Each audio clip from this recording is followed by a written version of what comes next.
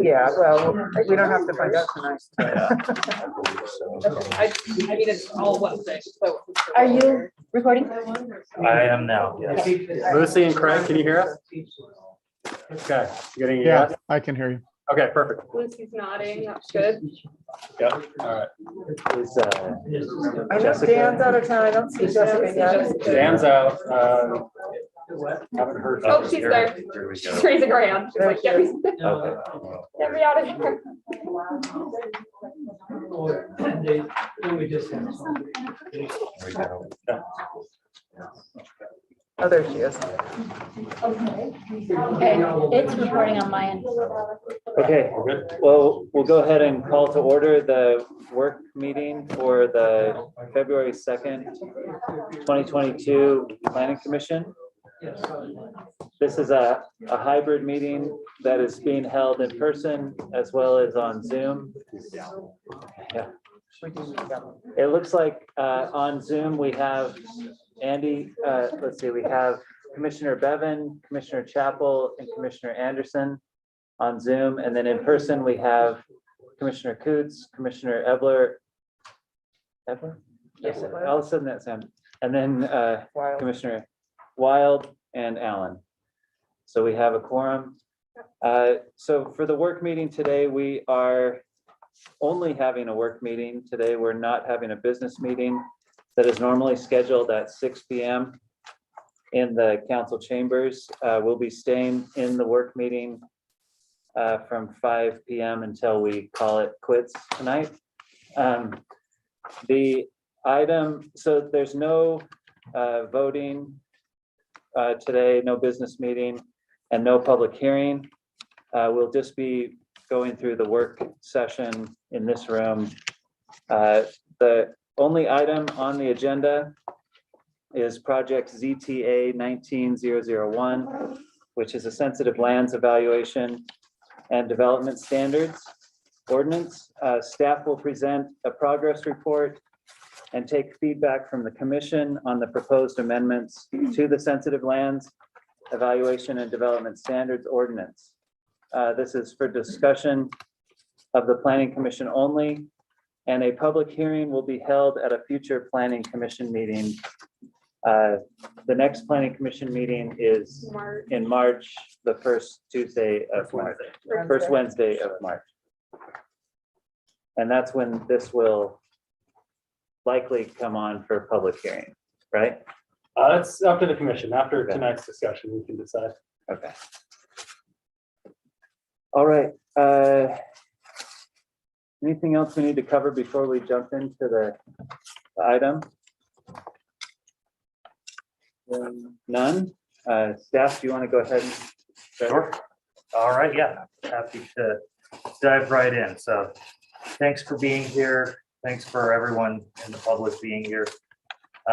As mentioned, we're discussing the sensitive lands ordinance. That's our ordinance for any areas of the city that have unusual geologic or geotechnical hazards, things like slopes, faults, flood zones, high groundwater, and so forth. We'll go over that today. What we wanted to do to start off with is show you the maps. This is not in your packet, but we have the layers on our city maps. And so I wanted to kind of point out to you, that will be the next thing to look at. And that really is the major change of this ordinance, is updating the maps. These maps are being updated to include just the latest and most up-to-date information that's available. And I'll go through each of the different hazards that are included in this ordinance and kind of point out what the changes are. So what you have on the screen is the city map, just with the city boundary, and I will click off the update. So the pink highlighted area is our current sensitive lands district. The way this works is that this is a boundary identifying areas with potential hazards.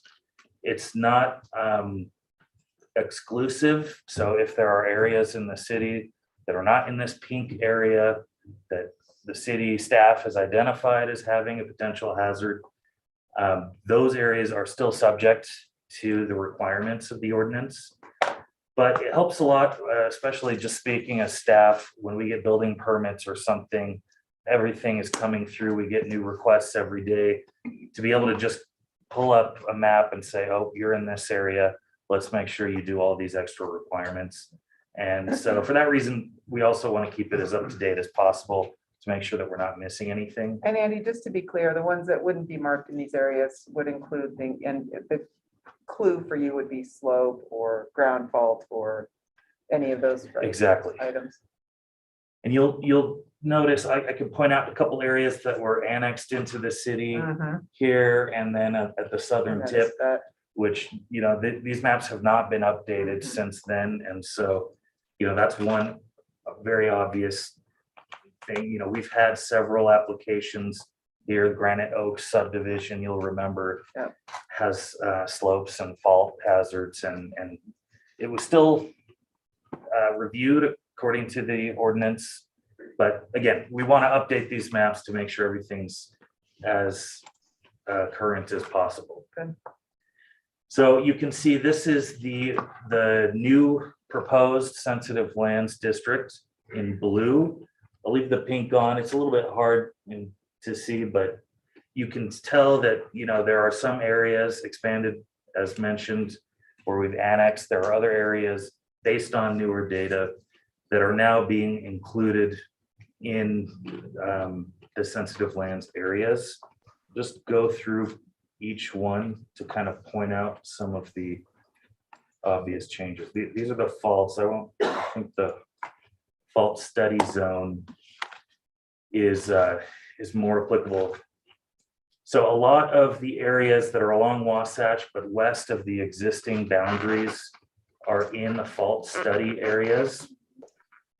I don't remember the exact number of feet, but, you know, within a certain number of feet, I think it's something like 200 or several hundred feet from an identified fault. There's a study zone where any new developments are required to trench, look for faults, and do reports and plans accordingly. So a lot of the new areas are part of that fault rupture zone. Is it possible to turn off the overlay while we're looking at this? Yes, well, maybe let's turn off the old sensitive lands. There you go. That may help a little bit. I'll just go through these, spend a minute or so on each one. Slopes greater than 30% is another that comes up a lot in our city. Obviously, we're near the canyons. We have a lot of slopes. I would almost turn off the other one too, just for the screen's sake. What do you guys think? It's nice to see the changes in the area though. I have to Okay, say. whatever you guys think. I'll try to kind of toggle back and forth a little bit. That's, I think, the benefit of having this interactive map is you can kind of see, if we go back to the existing sensitive lands, this is the Mill Hollow area around the park. There's that slope that wasn't included before, and when we toggle it here, you can see that that's there. This near Canyon Center, there are some slopes along Danish Road that I think were not previously included that have now been added. Or maybe if I think these layers are the same here. So we have the proposed, that's just part of it. But there are a few that, you know, we've expanded along the slopes in the kind of southern portion of the city. And then, you know, a few others along Brighton High School. I know this is, some of this has been included. I don't know if that made it into the new map, and we may update that as well, but around Target and Home Depot, Santa Fe Apartments, there's a big slope there. Does staff have any opinion on whether some property is grandfathered in or grandfathered out of coverage under this flood statute? Yeah, so anything that's existing, if it's in one of these zones, is grandfathered in, but we do apply the current standards to new additions, new buildings, and anything that meets the definition of development under the code, which is one of the things that we'll go through as we go through the updates. So it does, there are a lot of homes, for instance, in the city that are built on or near fault lines or on slopes. And it does make it difficult if someone wants to build an addition on their home, and a lot of times people don't even realize there's a fault nearby, and we require pretty extensive studies to be done to make sure that whatever's new is being built meets current safety standards. So gone over faults, slopes next, and let me turn these off again. I'll go to groundwater. So the dark blue is the areas that have been identified as potentially having shallow groundwater. That's pretty common along the creeks, as you can see from the map. Studies are required there to, identify the depth of the groundwater and ensure that buildings, if they have basements or any, grading of the slope, doesn't have issues with flooding from groundwater. Rockfall potential is another. I don't think that it really affected the boundaries. Except for the annex Except area. this, down below. And liquefaction, again, along the creeks, another earthquake safety hazard. We have landslide hazards. This, I don't think this was updated. And so we may ask that when we get to our next meeting, if these areas need to be updated to add to that map. But we have Where landslide are those hazards. specific, those areas? That looks like by, I think Old this is Mill. the old mill and the kind of Cottonwood Corporate Center area. And Oh, then just off down that. 23rd. Yeah, and I remember, and we'll have our engineer and geologist come and they can explain that'd be the great. technicality of Yeah. why these things are where they are, but I know with some of the landslides, the risk is assumed, if some sort of hazard occurs and a landslide happens, it kind of makes assumptions that there's not 1,000 houses between the mountain and where that landslide ends up. So that's why you have random, landslide areas in the middle of the city. It's probably not incredibly high risk area based Right. on the built environment, but it's still shown in these maps. Yeah. Which is probably why we don't have a floating island of overlay zone in the middle of the That city. makes sense. Okay, almost through. Sorry, just want to give you a sense of This is everything that's great. covered Take here. your time. This is helpful. Flood zones are next.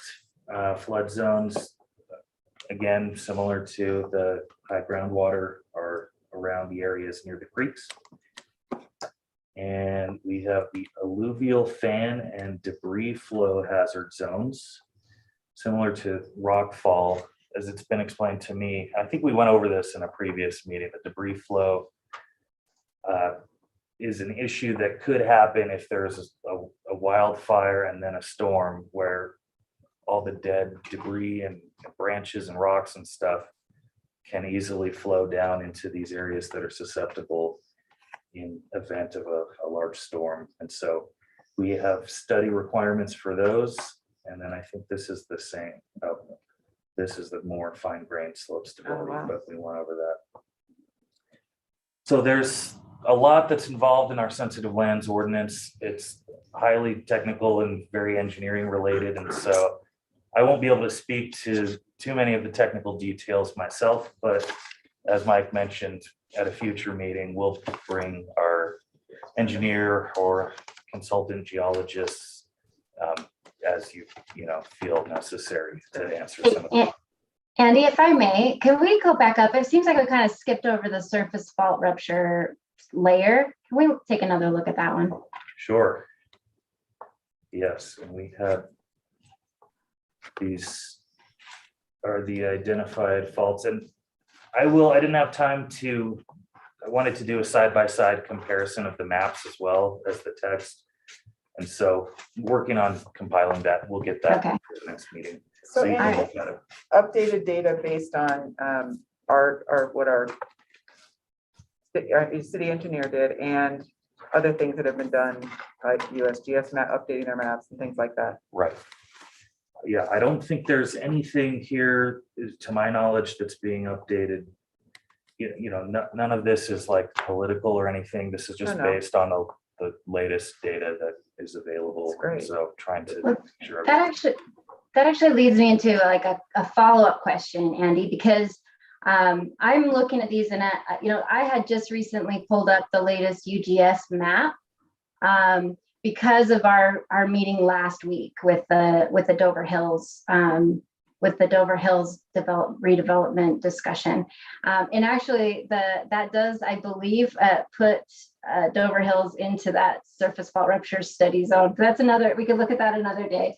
But I was curious because, UGS, the maps at USGS now aren't up to date. They aren't current with the research and the latest and greatest information that Utah Geological has put together, which I believe is what's referenced here. So my questions are, when we're talking about the sources of these maps, what are the sources? Are there other map sources besides UGS, which is the Utah mapping agency? Do you know? I realize that might be a hard question.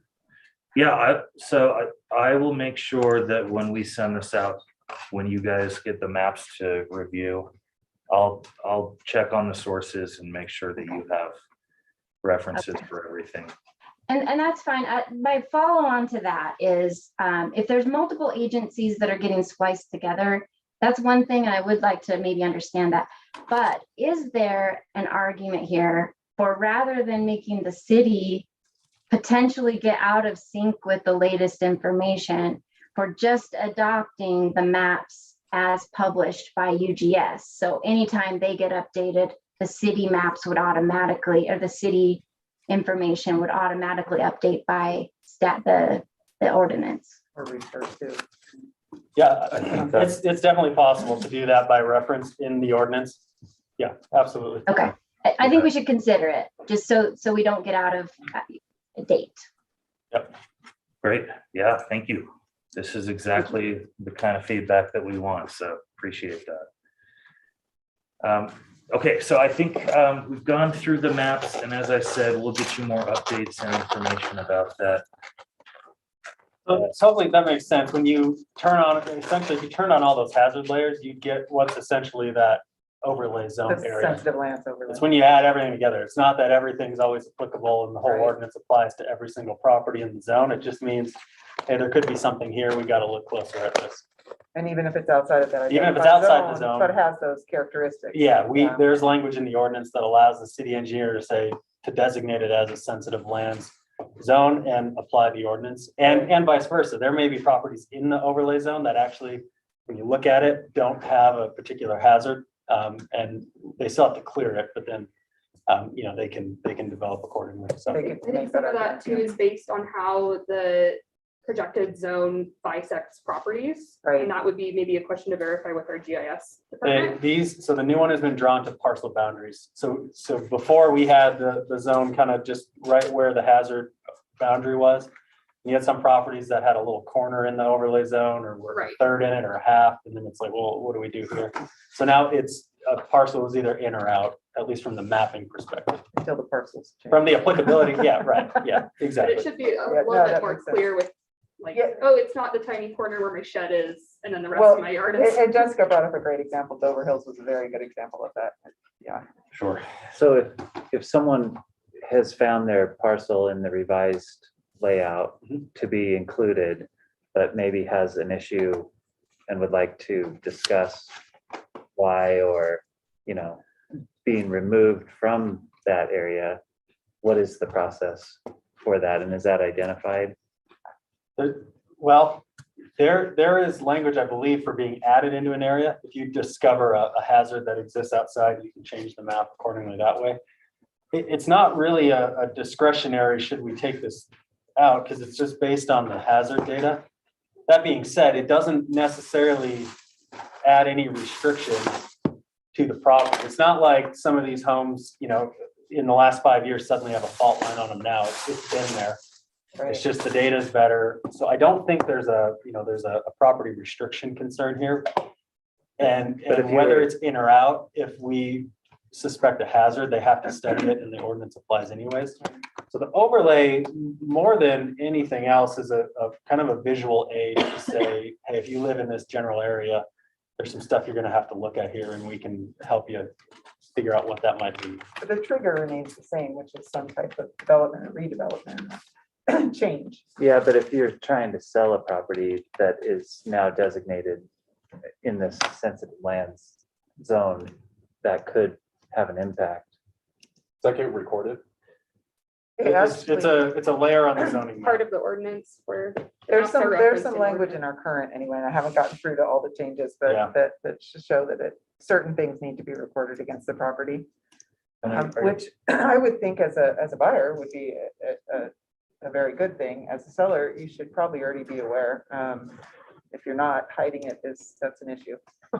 You are concerned that maybe one of these areas that wasn't in the zone previously, but now is being considered, if they disagree with that or feel like perhaps I just think there doesn't should be, qualify. I think we should identify a mechanism or a process to have that To dispute. conversation happen. To Or notify the newly affected properties. I think the city should be prepared for that. That's all I'm Sure. saying. It's maybe a good point to make that, as we said, you could be out of the zone and still have some of these things apply. You could be in the zone and be totally clear, but you do, with new development, need to have the appropriate Proper experts to investigation. clear the site for development. But there are some that are in the areas, but may be safe, but it's just a matter of going through the process and verifying.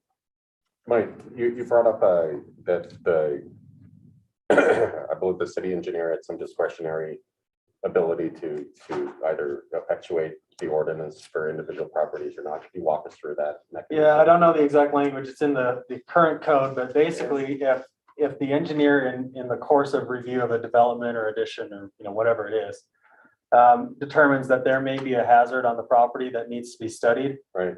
the engineer can, in a written document, make essentially a declaration that, hey, because of these hazards, provide sources to where they're getting that data from.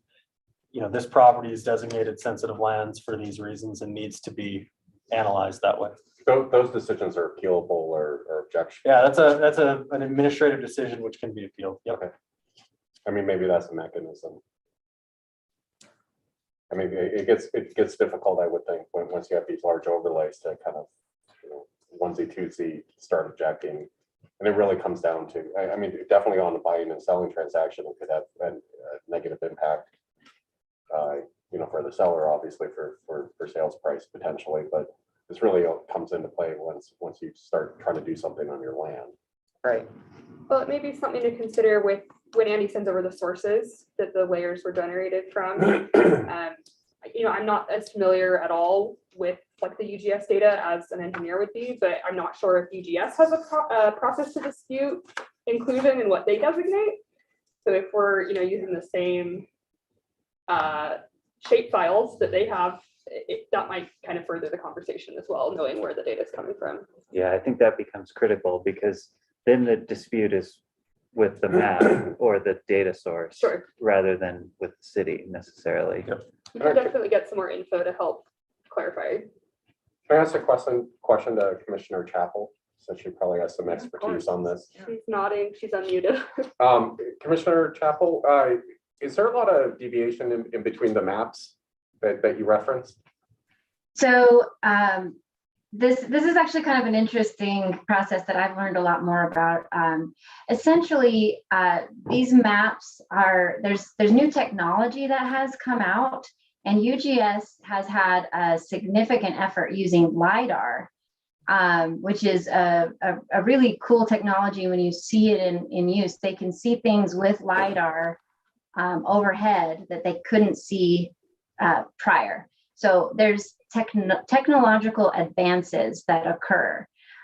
So right now, the utmost, the latest and greatest in maps comes straight from our state geological survey. I can never remember what the terminology is.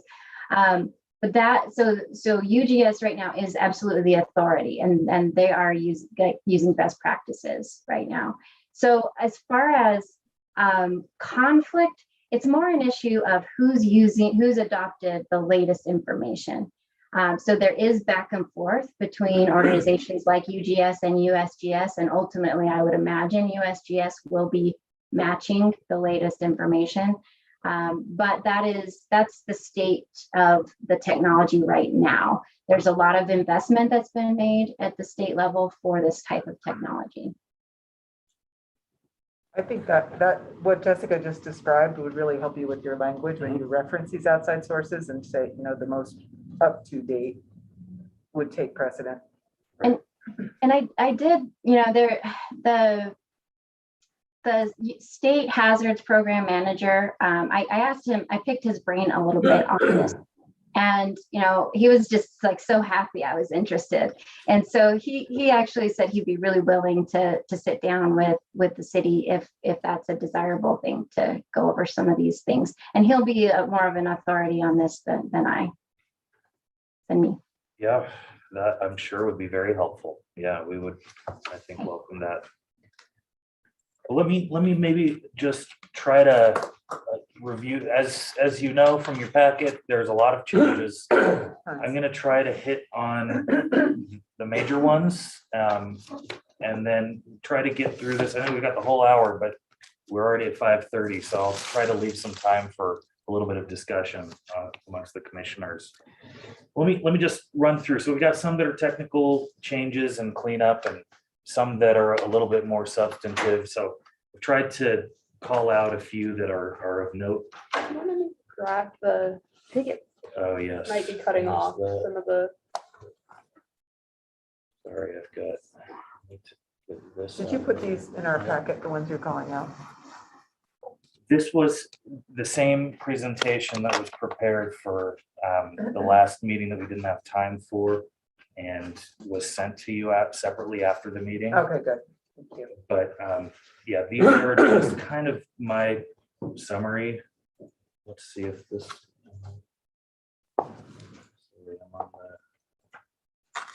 You're on the right one. Yeah, you're good. Alrighty, so I'll just read through this list. So some of the changes that are included in this update: remove the requirement for all plans to be stamped by a licensed geotechnical engineer and/or engineering geologist. So the studies and reports still have to be conducted by a professional, and we've got requirements for those. I believe the reason for this change is that if someone's building a house, the actual building plans for the structure itself do not need to be stamped by the geologist. That's not something that we've necessarily followed in the past. So this is kind of a cleanup that they still have to do the reports and follow the recommendations And the of the reports reports. need to be done by a licensed. Correct. Yeah, Yes, just not the building plans. right. I so- have a, oh, sorry, go ahead. No, I was just wondering about this because as I've learned a little bit more about code enforcement and building plan review, and Cottonwood Heights is a city where we don't have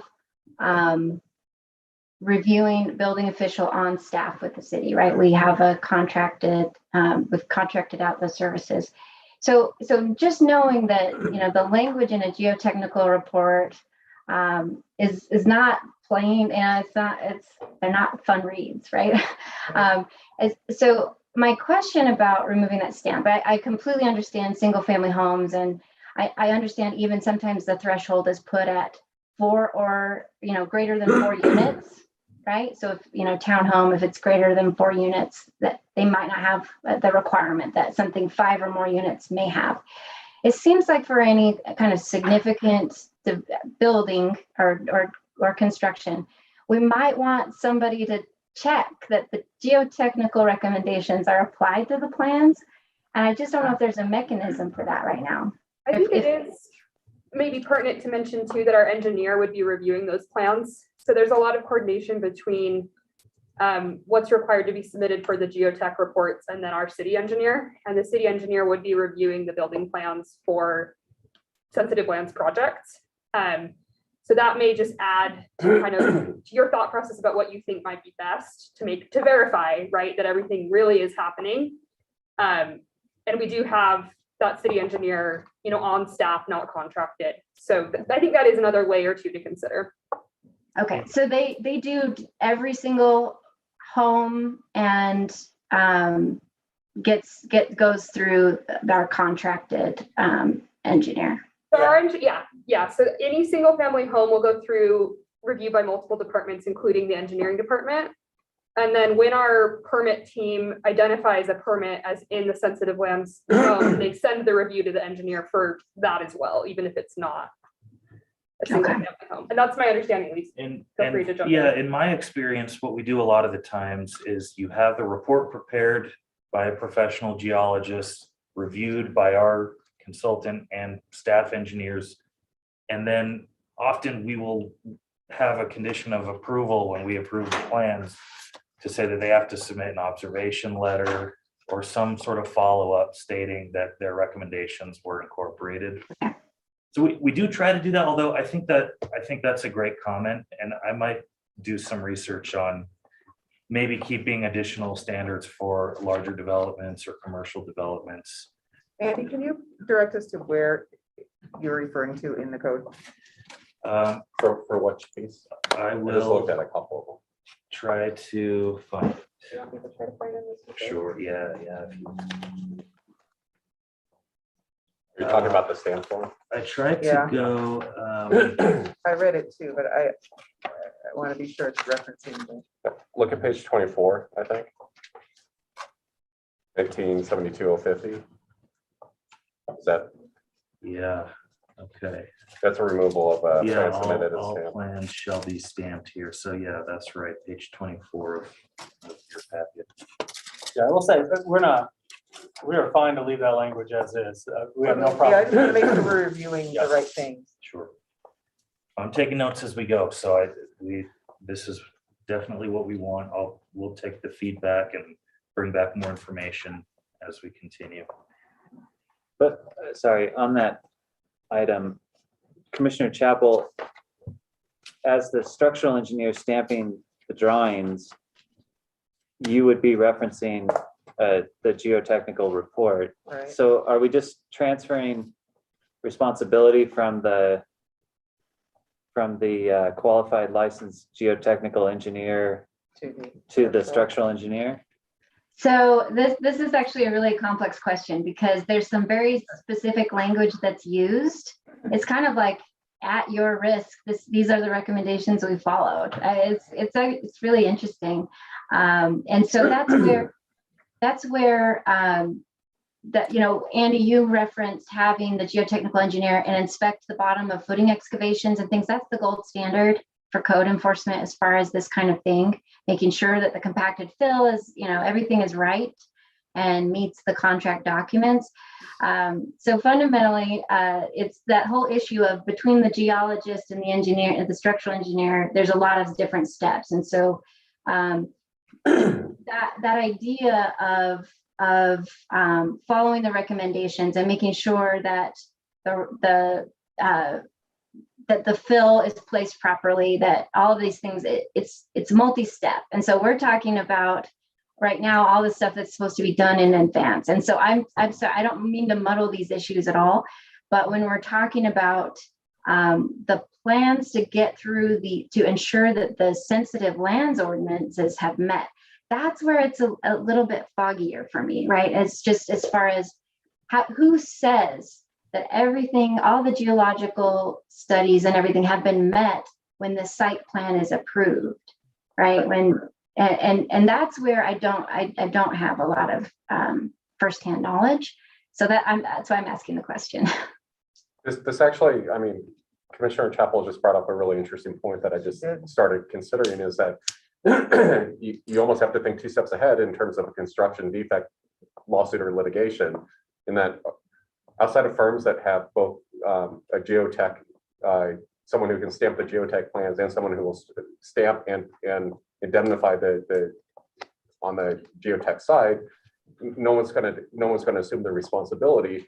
And ultimately, I think from a legal standpoint, if you have a set of plans that are stamped on the geotech side and the structural engineer stamps the building plans, the geotech still has some degree of responsibility to ensure that the plans are accommodated or whatever else. Because in a construction defect lawsuit, a complaint is going to cross complain everyone in. And I think this would limit, or it would cause some unintended consequences just from the legal standpoint. I think though, that might be outside of the bounds of our ordinance, and I may be misunderstanding, but the way I read this, and it's good to get into this level of detail, is that liability doesn't fall to the city, it falls to the person developing the property. They've hired the geotech, they've hired the structural engineer. Those remain in that realm of ownership. Totally understand, but I mean, from a practical manner, unless a firm has both people under one umbrella with one insurance policy and whatever else, would anyone individually contract it when you're basically depending on some third party? You have no management control over that they're doing the right thing, that they're incorporating your plans in the structural set that you may never even see.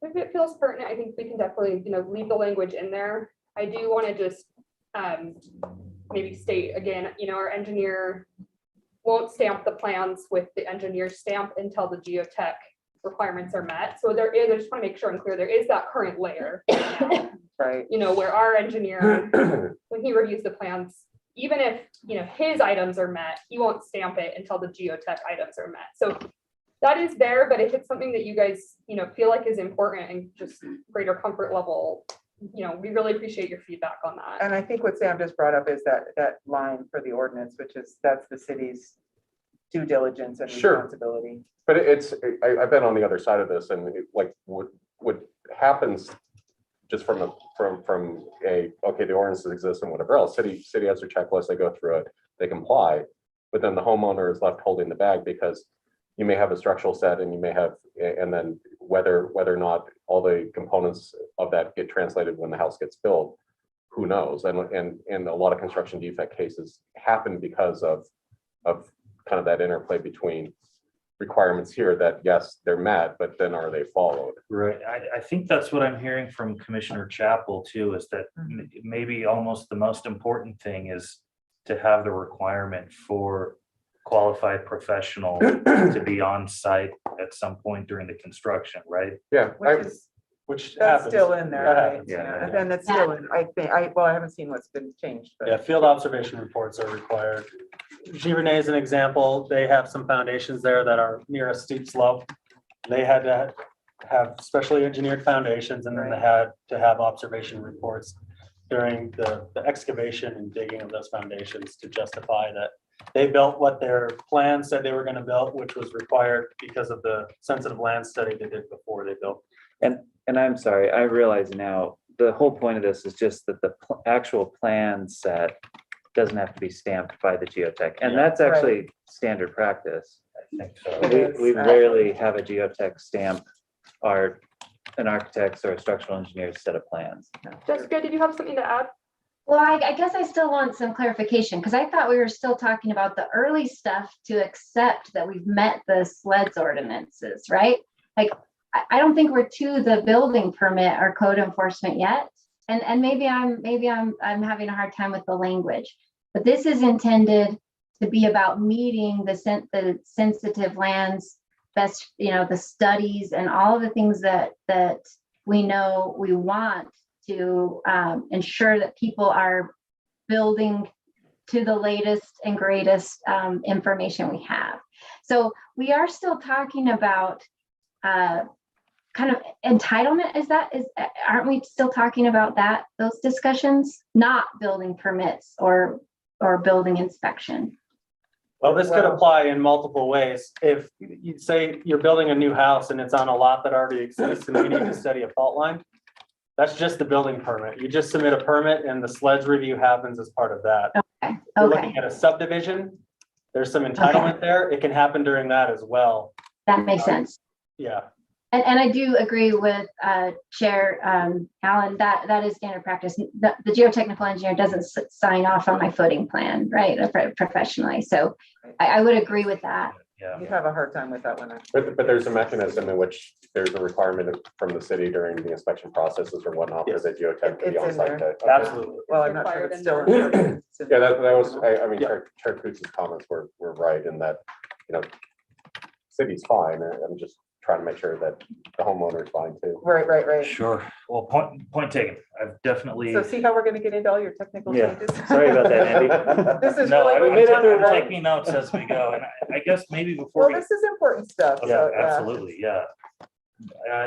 Maybe, do we want to figure out time-wise, how we want to do Well, there's this? no limit on where. There's no limit, but if we talk technical details for too long, I think you lose effectiveness. And where we are going to bring back the geotechnical experts, we That's a can. good point. So instead of really hashing each point out, Andy can point them out to us. We and can then- certainly write down questions. We probably can't answer a lot of them now. Yeah, then we have a until we month get the to experts in. continue our review individually and bring that Yeah, back we to can you provide those questions to the geotech and engineer in advance. They can come and and have that discussion. have a lot again more next time, expertise on the level that Commissioner Chapel has Which is so great. to Yeah. speak to. So Aren't we we're lucky to have we're her? grateful to have all those resources. What I think we would really want to get tonight from you is the real important things that you want to make sure make it in. If you have any strong feelings about anything particularly, or if any issues stand out to you that we can fix, Great. that would be what we're looking for mostly. And these are the ones that stood out to you. These are ones of note that I wanted to just make sure that we go through together. Okay, so with that in mind, maybe I'll try to just read over these and then we can have some questions. And of course, this is all We'll back up very our helpful. details Yeah, for now. yeah, for sure. Okay, so I'll go through these bullets. So we did update the qualifications for professionals of the different types of studies. Now, in addition to, I think what we had previously, they're now required to have an accredited degree in the appropriate field of study and 5 years of experience. Simplified the requirements for land disturbance permits. There's a big section about excavation I saw permits or that. disturbance. That essentially now says it goes through the city engineer, and the city engineer will have forms with all the requirements on it. That was one of the notable changes. The foundation excavation reports appendix has been removed.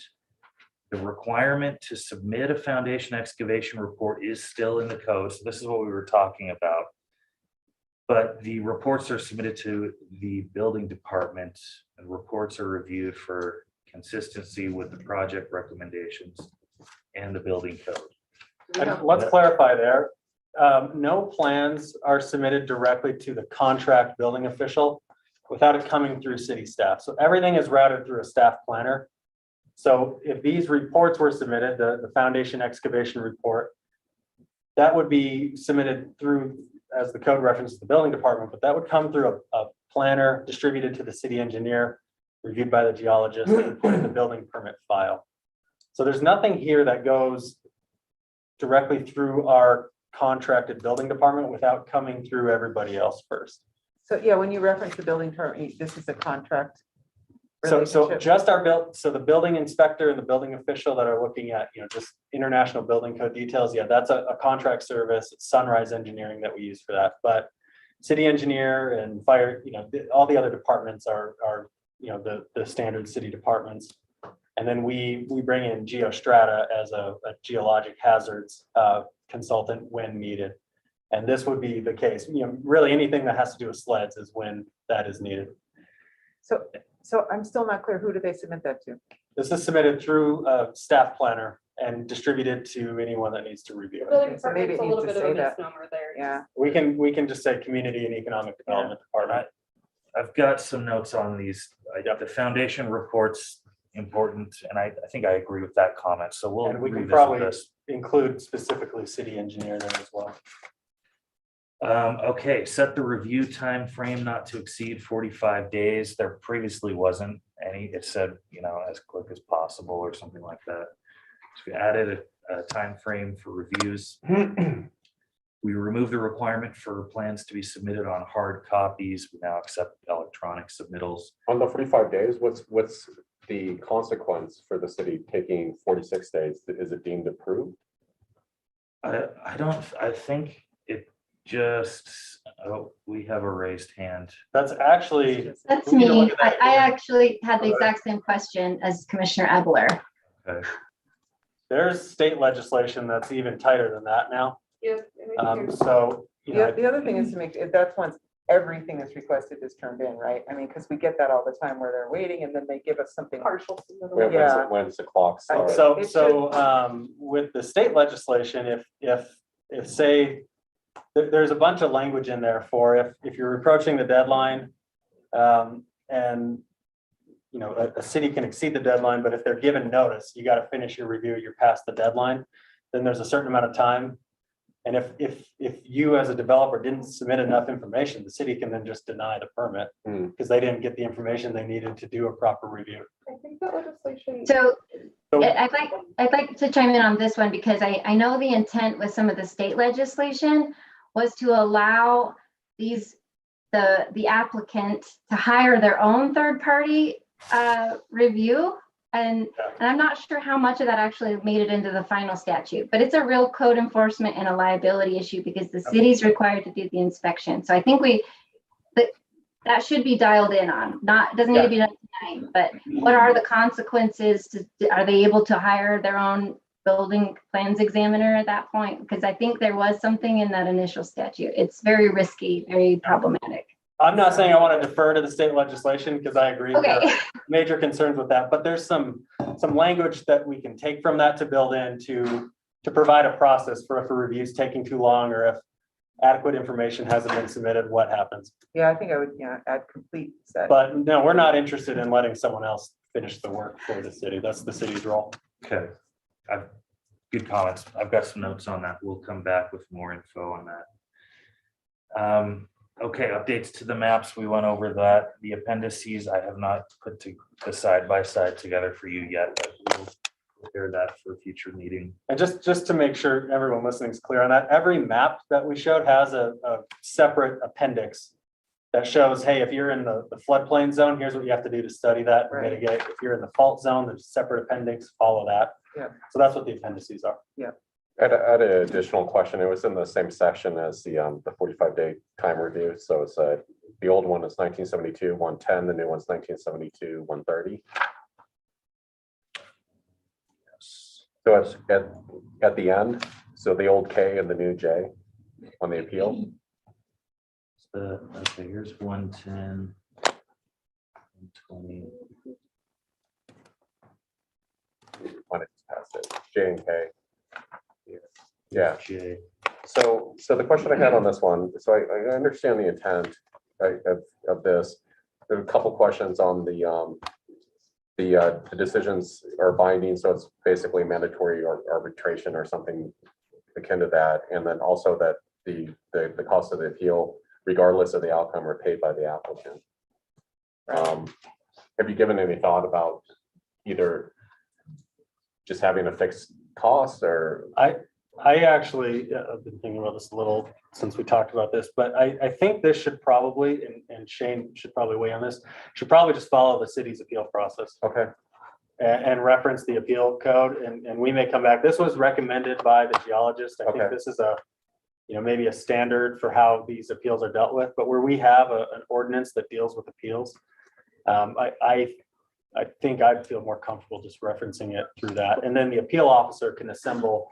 However, We can recommend that Yeah. the appeal officer assembles a panel and does that, but the authority still should be through that officer. for the current appeals code that's currently codified, how are costs attributed? It's a flat cost of appeal, and Okay.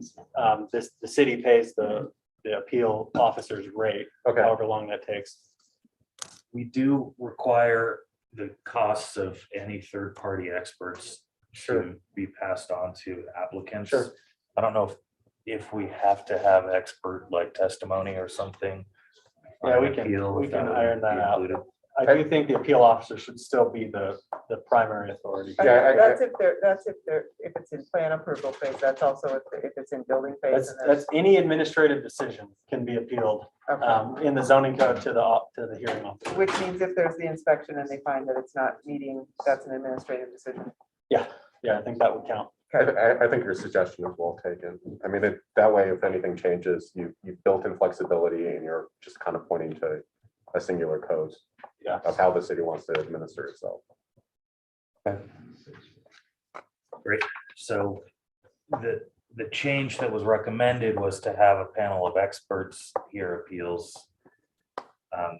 So what I'm hearing is to just continue with the appeals officer, so I can. Yeah, I would almost say discuss that. the appeals officer, but recommend that the Yes. officer follows this procedure. Yeah, I don't have a Which problem with the includes the board. panel of experts. Yeah. Yeah, agreed. I more had an issue with the, a free floating cost that could be whatever. And I understand, I mean, how many appeals usually happen anyways? One in the last 5 years. Okay. I mean, It's not very common. an appeal today costs $600 That's flat reasonable. rate, and Yeah. then the city covers the rest of Yeah, the and cost. hopefully we get this ordinance, really, really looking good and people are Yeah. aware of the hazards going in, and that's part of the idea. It's a big part of the idea. Yeah. There shouldn't be too many surprises at that point. Okay. Let me try to go through the more substantive ones. We added roads to the definition of development. That was one that has been a question in the past. We saw that with, well, we've had questions about that with areas around Granite Oaks or a little bit with the Woodbridge subdivision, if you remember that, which is Creek Road.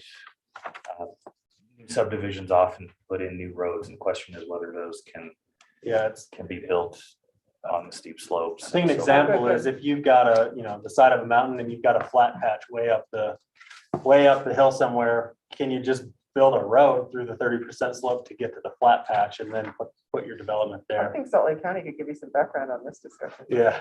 So adding roads to the definition of development would prohibit a large road up the mountain to get to a flat area somewhere. Yeah. So that's been added as Yeah. clarification. Development Review Committee is defined in the ordinance, but an older definition that said the committee is appointed by the council, that's no longer the case. The slope development exceptions, something that I wanted to maybe spend some time on, and then the riparian standards, Samantha has some slides prepared for you. Just briefly, I want to have a little bit of a discussion of what has been included. This is kind of draft language. It's a difficult one to figure out exactly how to phrase and what to include. And so we want to get some input on this. This is from the Saratoga Springs sensitive lands ordinance. They have a similar ordinance. And so they have some exceptions for, right now, you cannot develop on a steep slope greater than 30%. We've noticed that there are some areas where there are just small isolated slopes that are not connected to other larger hillsides that could maybe be argued that those are steep slopes that should not be disturbed. I took some time today trying to look for examples throughout the city. They're mostly like what you see here. This is looking at the gravel pit and down to the old mill. There are some areas like what you see on the other side of Wasatch there that I've circled, where it doesn't look like much on this aerial view, but they're 30% slopes. They've been there long enough that, it's growing vegetation and stuff, although it looks man-made. I would assume it is. Yeah. And so we're trying to dial in the right way to address these situations without opening up to development on a natural hillside, in the Well, foothills And I or think you just said otherwise. the key word, natural versus, undisturbed. what does our language say now about that? So not much. Right now it says areas greater than 30% shall not be developed. And Yeah, that's just flat. So if you did a survey of this, those pits of, or piles of gravel would be more than 30%. I don't think it's the purpose or intention of the sensitive lands ordinance to preserve that kind of stuff. Some of the concerns we have of natural and man-made is, let's just go back far enough and we call anything, we call the Mill Hollow hillside man-made because that was a quarry at one time. So we're trying to, I think that's a good distinction, but we're trying to isolate it further to say, hey, the sensitive lands ordinance isn't too concerned with preserving piles of fill or excess dirt that have been left around for years. Even if they're 30%. We're concerned with large continuous slopes, whether they were man-made at one point or not. You know, if they're part of the built environment now, that's what we need to be sensitive about and protect. So that's kind of the impetus of trying to carve out a more detailed exception. With that in mind, the example ordinance that we've adopted as a part of the draft is for these small slopes less than 100 feet. And looking at examples, that doesn't cover most of these. Even that there's, you know, just across from Giverny, the old tree farm has little piles and hills around. Most of the ones that I could find while just looking through the maps were greater than 100, between 100 and maybe 400 were the largest ones. We kind of want to put that out there. This is something that we want feedback on how to address. And so this is a tricky one. It's tricky. as Mike mentioned, there are, you know, the slopes around like Target, for instance, or you know, along Wasatch Boulevard, or where roads are put in, are often steep slopes, and those are man-made.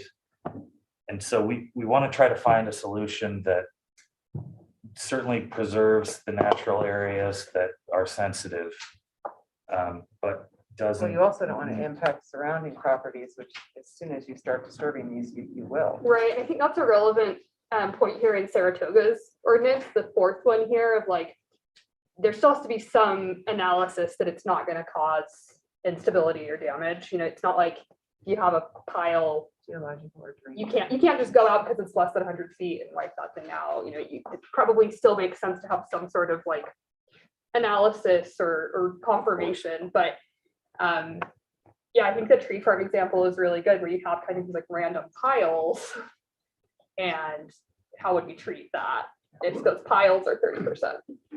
Could you not just add to the purpose section, essentially the language that Mike just told all of us, that the purpose is to deal with the natural issues rather than ancient man-made piles?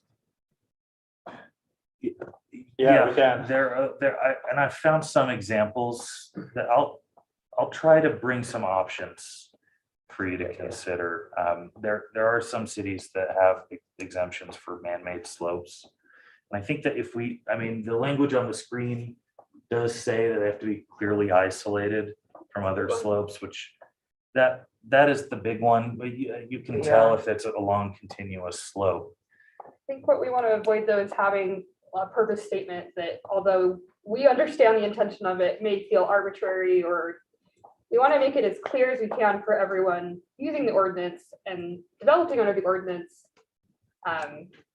And you know, that's kind of the sticking issue with this one. Is like, how do you clarify very objectively And what- still catch the things that could be problematic, Yeah, which this language is good, but it's a tough one. We're also trying to avoid allowing too much creative interpretation or Yes. room for arbitrary decisions where, you know, if you leave it up to the discretion of a city engineer, or even a planning commission, that might work great with the current staff and the current planning commission, but maybe you get another person in that feels differently and stretches the limits. And we're trying to avoid that Yeah, and make this as clear as possible in what we mean here, without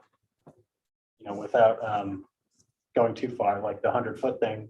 That helps some, but that still leaves some piles that we probably don't want to save, but might have to. So Generally speaking, do you all, I'm sensing, kind of agree with that direction though, at least, right? To preserve the natural hillsides and the larger continuous slopes. It Well, feels maybe. right, but yeah, I mean, there's so many things that this can then affect that it's gonna require some Yeah. thought. Yeah, I think the half acre is, I mean, on the examples on the previous slide, the half acre covers most of those circles, but it doesn't cover that big one. Yeah, The less than 100 feet, doesn't help. I mean, it would make all that undevelopable. So I think number 3 is problematic. And number 1 might even be, and maybe we need to add in the man-made part. Now, there's another option here. I'm just kind of thinking out loud.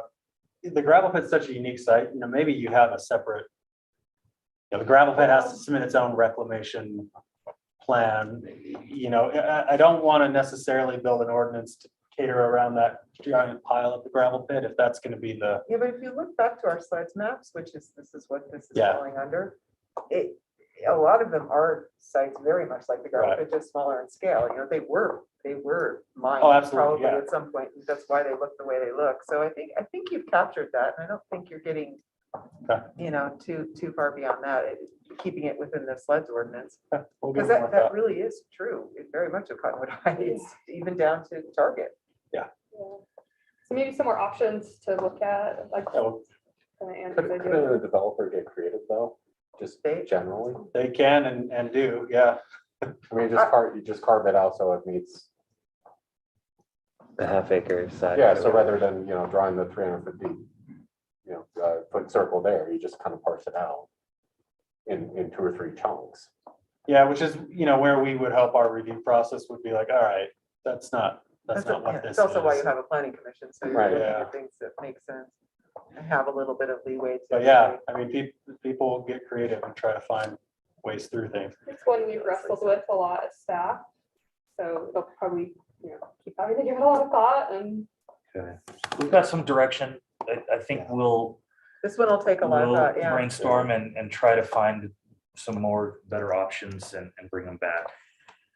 So those are the major ones in the text. Of course, there's a lot and we can certainly go through everything, but as mentioned, we'll bring back the appendices and maps at the next time.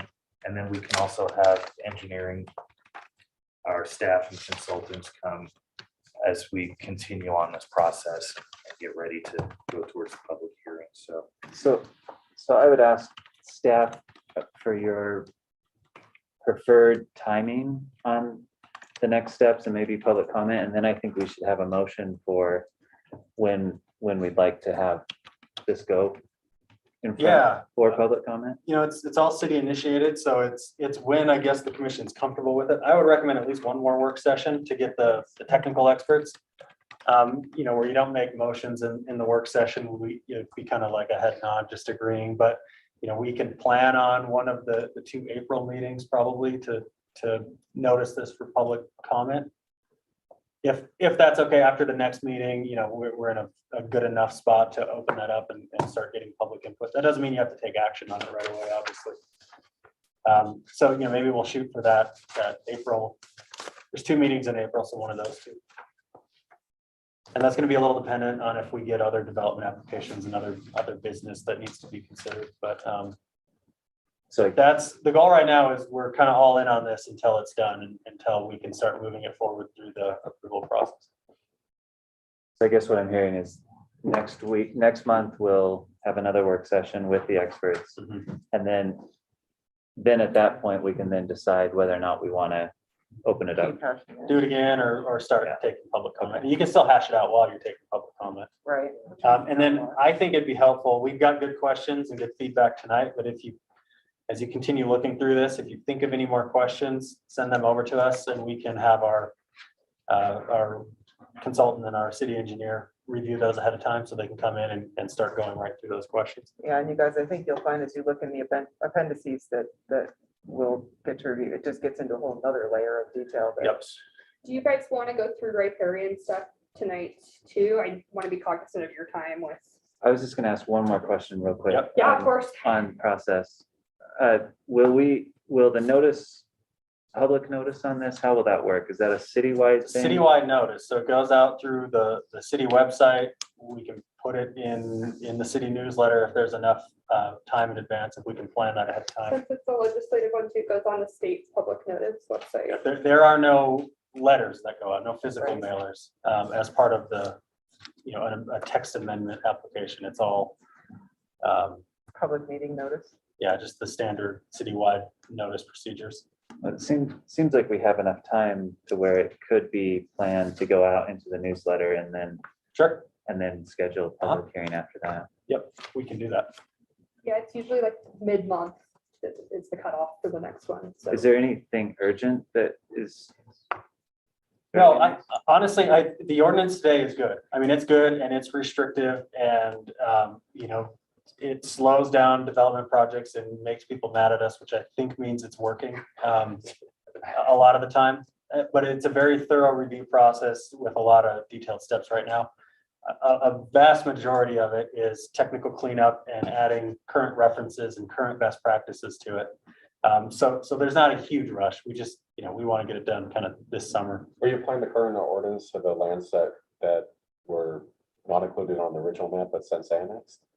if the Yes. conditions. Yes, we have done that for multiple projects. We have memos from the city engineer that say, for these reasons, this is part of sensitive lands, even though the overlay zone isn't here. Granite Oaks was one of them. Yep. In that area. I don't remember if you were on the commission think yet for that one, but yeah, How long is the riparian section? we can make it as short or as long I as you think it guys is, want. I think it's relevant. It's one of the That's appendices relevant, yeah. and Sam can show, We it's an can appendix do- that leads to nowhere. We can do So a really high level overview, just similar to what we did with Andy, and then come back to dig in deeper. Whatever you guys want to do, I think it is a relevant part of this. I'm not opposed to anyone. I'd love to hear. I'd love this. Okay, we'll go through the slides. I'm gonna kind of do a similar level as Andy did, or we'll just walk through it and then it'll be a part of our continued conversations as we dig deeper. Especially since water is one of the top topics on the Yep. general session. It continues more and more bills every day on water, so.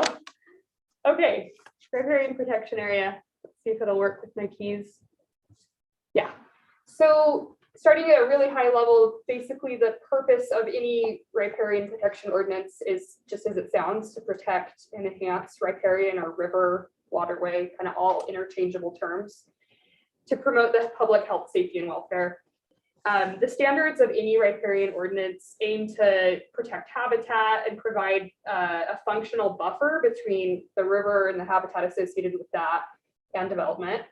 And to basically ensure that the river continues to function as it is meant to, in a way that's safe for the community and beneficial for the community.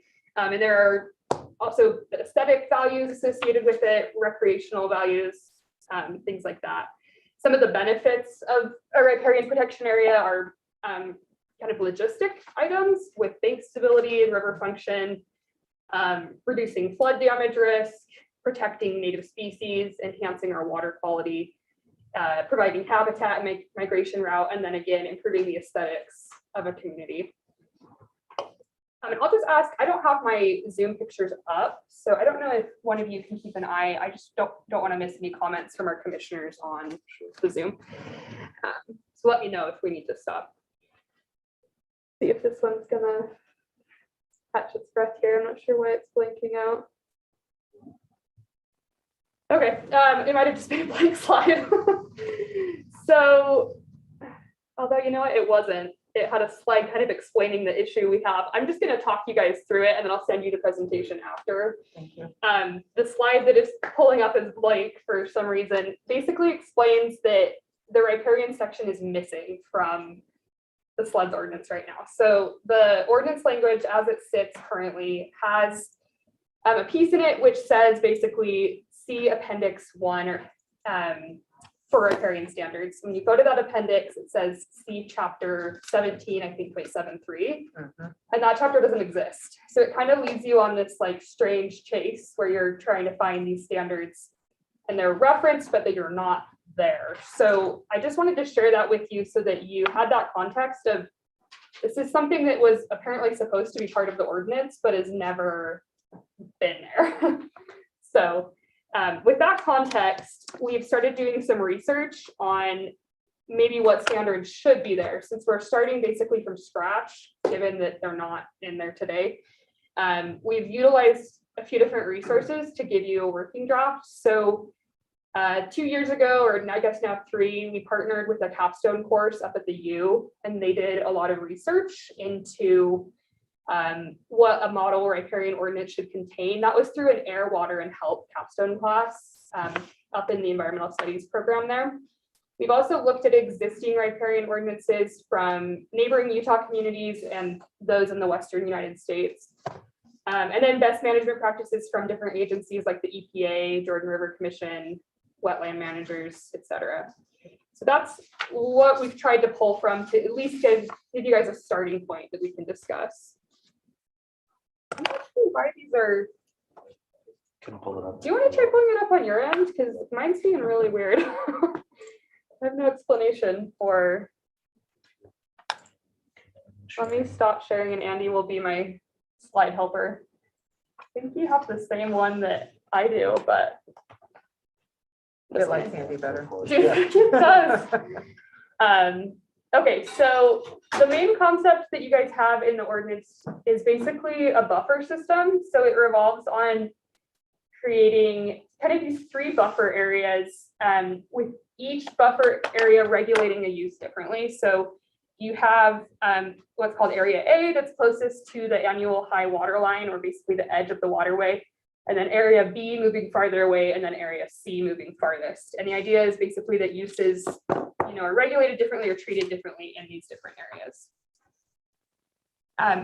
To go along with that general buffer idea, we provided a very draft table of uses. So in most riparian ordinances, including the draft, these table of uses just explain what's allowed and how it's regulated in each of the different buffer zones. So you will have uses that are maybe just allowed without any regulation beyond what would just be required in city code.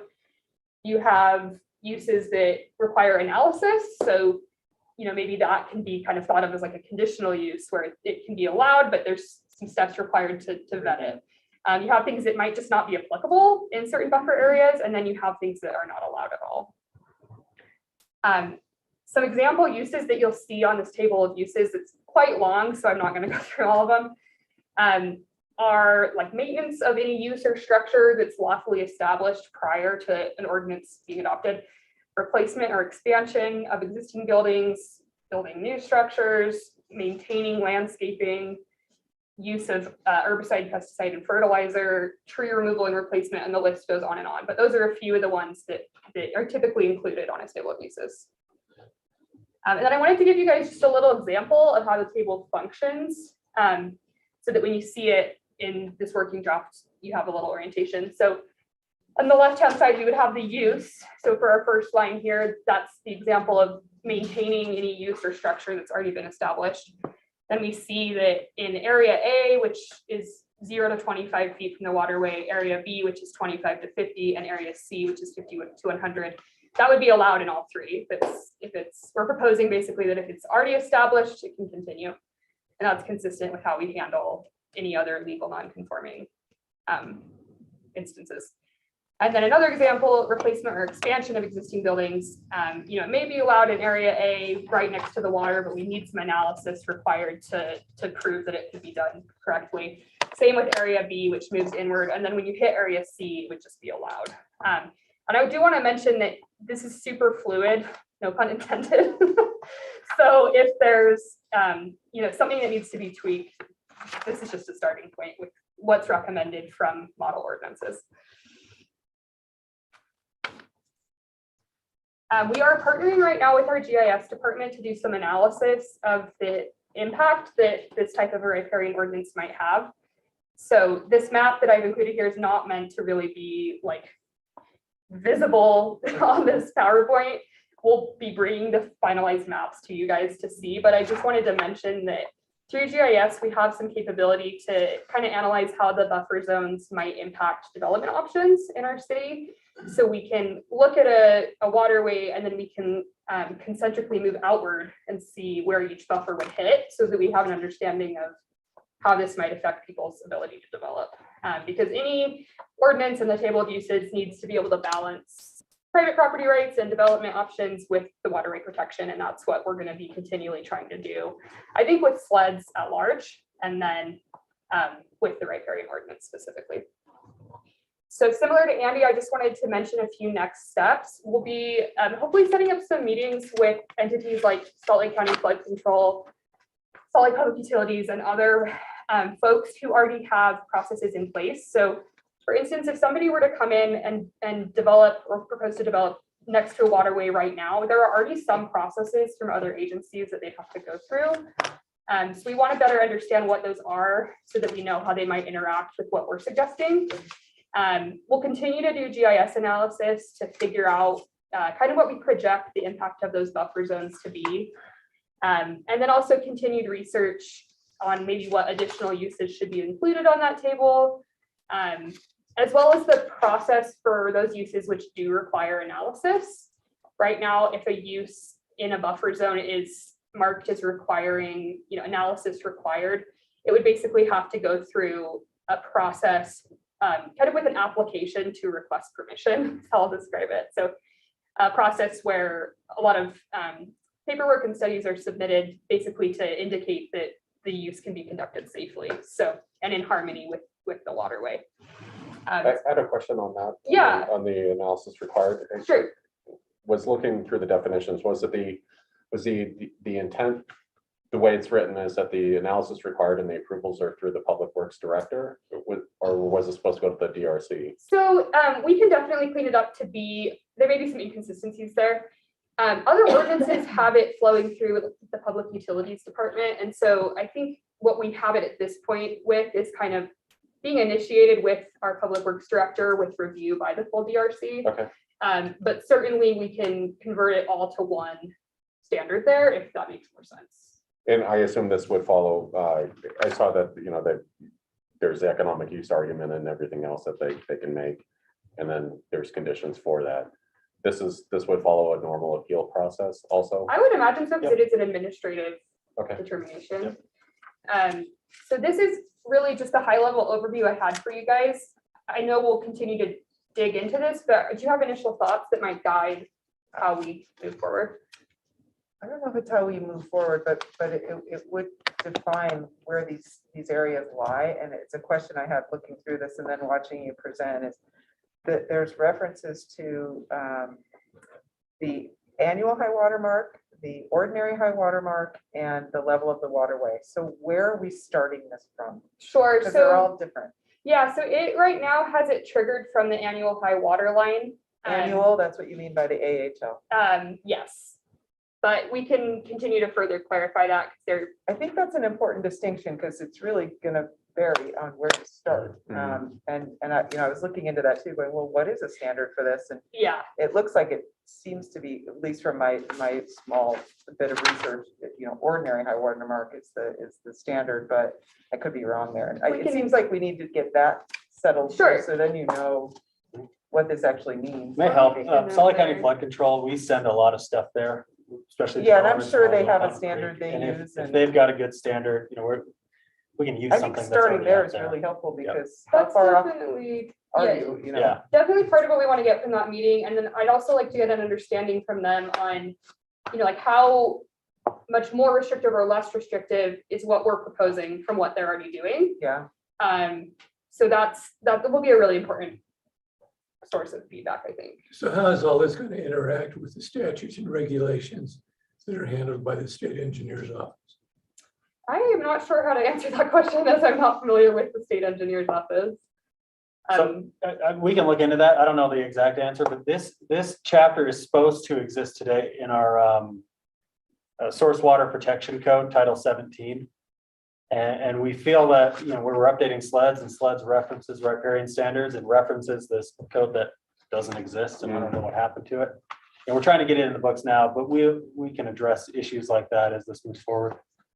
And that's where the Public Works Director comes into play because it's that position's role to kind of regulate Title 17, the source protection stuff that comes from and our Public Works Director is our official city engineer as well. It's a shared position, so that's where that comes from. Great. Any other kind of initial feedback or gut reactions to it? I think it's similar to the fault conversation we were having earlier about just who the authority is. Sure. And the source. So who determines the AHWL and what reference for that? Yeah, we can clarify that, and that's a really good point. And I did want to mention that there is language right now in the draft ordinance that does provide a process for people to either be added into it or Yeah. to dispute the inclusion of their property. So if we decide, it might be nice to be consistent on that throughout all the different hazards. So if that's something that we're not going to do for the other ones, we may want to pull it out of this one or vice versa. But it is currently in the draft language that an individual could basically propose to add their property into it or, yeah, dispute it. That actually seems like language that maybe comes back out into the overall floods ordinance. If Good, yeah. that makes sense. It too. totally could. I just Yeah. did want to, yeah, since with the conversation earlier, I did want to mention that it's in there. So whatever we decide, it may be practicable to be consistent. So, great. Well, sorry for the slide glitch. Andy was here to save the day. I will assure you, he was opening the exact same file I was, so it's a mystery, but any other feedback before we kind of wrap this one up? Thanks for getting it on the table. I think this is a good one. Great. So when this passes, the riparian protection area would just be another map overlay? That's what I'm imagining. Riparian ordinances can be a standalone thing, and each city handles it very differently. So I think that's something we can discuss too. I would recommend that we include it as one of the hazards or aspects of the overall overlay zone. I mean, I would think you would almost want to be able to reference it on, when anyone goes to a GIS map. Yeah, To see whether I or not think the it parcel's makes the included most or sense, excluded. but some communities do choose to have it be a totally separate thing. So we're presenting it obviously with the other hazard zones, but something to consider. Great. Well, I'm going to stop my share here. I think that mostly wraps up the content staff had to share. I think we've gotten really helpful feedback from you guys to kind of guide the next steps. All right. Does anybody have any other questions or anything else we need to discuss on sensitive lands evaluation and development standards? Look forward to continuing it. It's a good Yep. discussion. Okay, we'll continue that next work session in March. Any additional discussion items that we need to cover? Nope. And none? Do we have a motion? to Motion to adjourn? adjourn. Second. Motion in a second. All in Say favor? roll call. All in favor? Aye. Aye. Any opposed? Nope. We are adjourned. Thanks. Thanks, everybody. Thank you. Aye. That was a good discussion. Thank you, guys.